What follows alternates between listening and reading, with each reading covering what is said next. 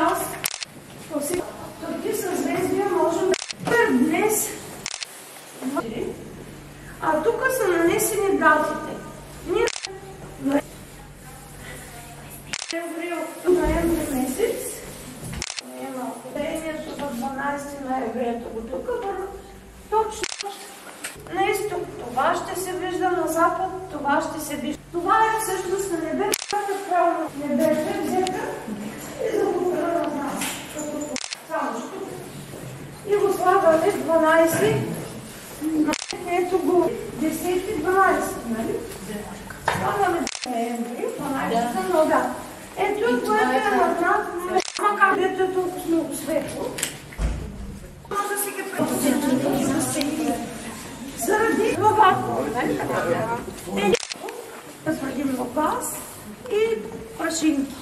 Прашинки най-вече казвам. От тази междузвездна материя няма биването на облаците от космически газ. Подвиващ фактор в разгорение на котка. Има три. Ето. Каква космическата материя може да се види?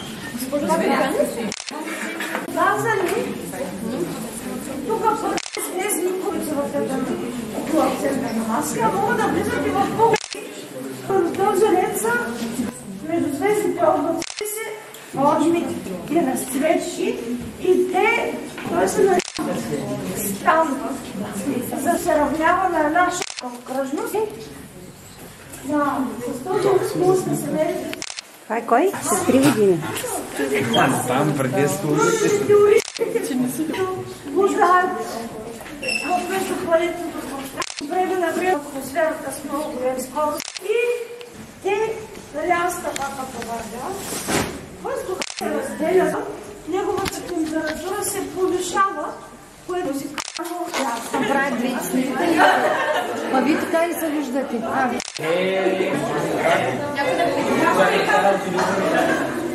Ама те се...